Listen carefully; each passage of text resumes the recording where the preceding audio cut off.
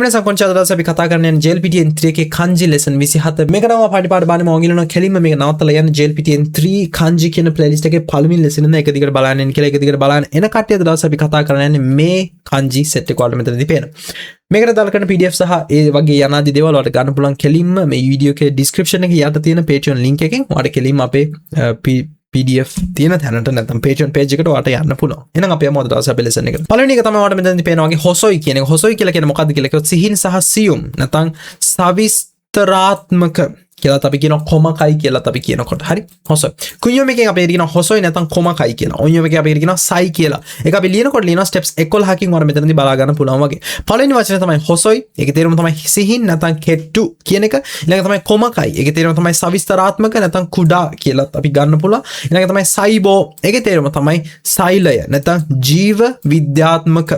හරි? සයිබෝ. ඊළඟ තමයි සයිබු. ඒකේ තේරුම තමයි සියුම් කොටස් කියන එක.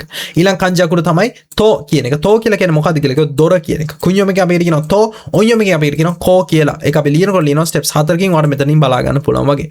පළවෙනි වචනේ තමයි මෙතනදී පේනවා වගේ තෝ කියන එක. ඒකේ තේරුම තමයි දොර කියන එක. දෙවෙනි එක තමයි ඉදෝ. ඒකේ තේරුම තමයි ලිඳ කියන එක. තුන්වෙනි එක තමයි තෝදාන. ඒකේ තේරුම තමයි අල්මාරිය කියන එක. නැත්නම් කබඩ් එක කියලා අපිට ගන්න පුළුවන්. ඊළඟ තමයි කොසෙකි කියන කංජය. ඒකේ තේරුම තමයි පවුල් ලේඛනය. හරි? කොසෙකි. family register. ඊළඟ කංජ අකුර තමයි මිසුමි. ඒකේ තේරුම තමයි විල නැත්නම් වැල කියන එක. කුඤ්ඤොම එකේ අපි කියනවා මිසුමි, ඔඤ්ඤොම එකේ අපි කියනවා කෝ කියලා. ඒතර අපි ලියනකොට ලියනවා steps 12කින් ඔයාලට මෙතනින් බලා ගන්න පුළුවන් වගේ. පළවෙනි වචනේ තමයි ඔයාලට මෙතනින් පේනවා වගේ මිසුමි. ඒකේ තේරුම තමයි විල නැත්නම් වැල කියන එක. දෙවෙනි එක තමයි බිවකෝ. ඒකේ තේරුම තමයි බිවා විල නැත්නම් ජපානයේ තියෙන බිවකෝ. ඔයාලා මේක අනිවාර්යෙන් දැකලා තියෙන්න ඕනේ. ඇත්තටම කිව්වොත් බිවකෝ එක කොහෙද තියෙන්නේ කියලා කිව්වොත් ඔයාලා මෙතනින් පේනවා වගේ මෙන්න මේ වගේ ශිගකෙන් වල මෙන්න මේ ශිගකෙන් වල මැද තමයි මේ බිවකෝ කියන එක තියෙන්නේ. බිවකෝ කියලා කියන්නේ මෙන්න මේ වගේ මිසුමි එකක් වෙලක් මෙතනදී ඔයාලා පේනවා වගේ. අතන කිව්ව සිතියමක් විදිහට දැක්කොත් මෙන්න මේ වගේ තමයි පේන්නේ. ඒක ඇත්තටම ඔයාලා පේනවා වගේ. අන්න ඒක තමයි මේ බිවකෝ කියලා කියන්නේ. ඒ කියන්නේ බිවා විල කියලා කියන්නේ ජපානයේ තියෙන. ඊළඟ තමයි කොහම්. ඒකේ තේරුම තමයි වැව් ඉවුර කියන එක. ඊළඟ තමයි කොහම්. කොහම් කියලා කියන්නේ මොකද්ද කියලා කිව්වොත් වැව් ඉවුර කියන එක. ඊළඟ තමයි යමනකකෝ. යමනකෝ කියලා කියන්නේ මොකද්ද කියලා කිව්වොත් යමනක විල කියන එක. යමනකෝ විලත් මම මෙතනින් ඔයාලා ගත්තොත් ඔයාලට බලා ගන්න පුළුවන් මේකත් ඇත්තටම තියෙන්නේ මෙතන ඔයාලා පේනවා වගේ ටෝකියෝ, ශිසුෝකා, යමාෝකා අන්නේ වගේ ප්‍රදේශයේ ඔයාලට මෙතනදී පේනවා වගේ යමනක ප්‍රදේශය මෙන්න මේකට තමයි අපි කියන්නේ යමාෝකා.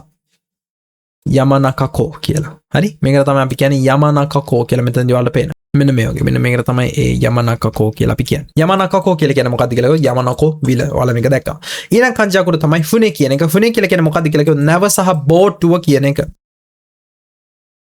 කුඤ්ඤොම එකෙන් අපි එකට කියනවා ෆුනේ නැත්නම් ෆුනා කියලා. ඔඤ්ඤොම එකෙන් අපි කියනවා සෙන් කියලා. ඒක අපි ලියනකොට ලියනවා steps 11කින් ඔයාලා මෙතනදී බලා ගන්න පුළුවන් වගේ. පළවෙනි වචනේ තමයි ෆුනේ. ඒකේ තේරුම තමයි නැව සහ බෝට්ටුව කියන එක. ඊළඟ තමයි සෙන්චෝ. ඒකේ තේරුම තමයි නැව් කැප්ටන් කියන එක. තුන්වෙනි එක තමයි ෆුනාබි. ඒකේ තේරුම තමයි නැව් තැපෑල කියන එක. ඊළඟ තමයි සේයින්. ඒකේ තේරුම තමයි නාවිකයන් කියන එක. ඊළඟ කංජික තමයි කදෝ කියන එක. කදෝ කියලා කියන්නේ මොකද්ද කියලා කිව්වොත් මුල්ල නැත්නම් කෝණය නැත්නම් අග කියලා අපි කියනවා. කුඤ්ඤොම එකේ අපි කියනවා කදෝ නැත්නම් සුනෝ කියලා. ඔඤ්ඤොම එකේ අපි කියනවා කකු කියලා. ඒක අපි ලියනකොට ලියනවා steps 7කින් ඔයාලා මෙතනදී බලා ගන්න පුළුවන් වගේ. පළවෙනි වචනේ තමයි කකු.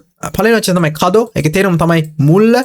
මුල්ල කියලාත් අපි කියනවා. ඒ වගේම අපි කියනවා හන්දිය කියලාත් කදෝ කියන එකට. ඒ වගේම ඊළඟ වචනේ තමයි කකුදෝ. ඒකේ තේරුම තමයි කෝණය කියන එක. ඊළඟ තමයි සංකක්කේ. ඒකේ තේරුම තමයි ත්‍රිකෝණය කියන එක. ඊළඟ තමයි ශිකකු. ඒකේ තේරුම තමයි සමචතුරස්‍රය කියන එක, කොටුව කියන එක. ඊළඟ කංජ අකුර තමයි ඔත්තෝ. ඒකේ තේරුම තමයි බිරිඳගේ ස්වාමි පුරුෂයා කියන එක. කුඤ්ඤොම එකේ අපි කියනවා ඔත්තෝ. ඔඤ්ඤොම එකේ අපි කියනවා ෆු නැත්නම් බ කියලා. අපි ඒක ලියනකොට ලියනවා steps 4කින් ඔයාලා මෙතනින් බලා ගන්න පුළුවන් වගේ. පළවෙනි වචනේ තමයි ඔත්තෝ. ඒකේ තේරුම තමයි ස්වාමි පුරුෂයා. දෙවෙනි එක තමයි ෆු. ඒකේ තේරුම තමයි අමුසැමියන්. තුන්වෙනි එක තමයි ජෝබුනා. ඒකේ තේරුම තමයි ශක්තිමත් කියන එක. ඊළඟ තමයි කුෆු කියලා කියන්නේ මොකද්ද කියලා කිව්වොත් උපාය නැත්නම් නව නිපැයුම කියන එක. ඊළඟ තමයි කුරුෂි නැත්නම් නිගයි කියන කංජය. ඒකේ තේරුම තමයි තිත්තයි නැත්නම් දුෂ්කර වේදනාකාරී කියන එක. කුඤ්ඤොම එකේ අපි කියනවා කුරුෂි, කුරුෂිමු, නිගයි නැත්නම් නිගරු කියලාත් අපි කියනවා. ඔඤ්ඤොම එකේ අපි කියනවා කු කියලා. ඒක අපි ලියනකොට ලියනවා steps 8කින් ඔයාලා මෙතනින් බලා ගන්න පුළුවන් වගේ. පළවෙනි වචනේ තමයි කුරුෂි. ඒකේ තේරුම තමයි දුෂ්කර නැත්නම් අපහසු කියන එක. දෙවෙනි එක තමයි නිගයි. ඒකේ තේරුම තමයි තිත්ත කියන එක. තුන්වෙනි එක තමයි කුරෝ. ඒකේ තේරුම තමයි මහන්සිය නැත්නම් දුක් ගැහැට කියන එක මහන්සිය කුරෝසුරු දුක් විඳිනවා අන්නේ වගේ. ඊළඟ තමයි කුජෝ. ඒකේ තේරුම තමයි පැමිණිල්ල කියන එක. ඊළඟට අපි කතා කරලා JLPT යන්ත්‍රයේ kanji lesson 27 මේකට දාලා ගන්න brief මම මුලදී කිව්වා වගේ අපේ patient page එකෙන් වට ගන්න පුළුවන්. සෝරි ජා අරිගතෝ ගොසයිමස්සා.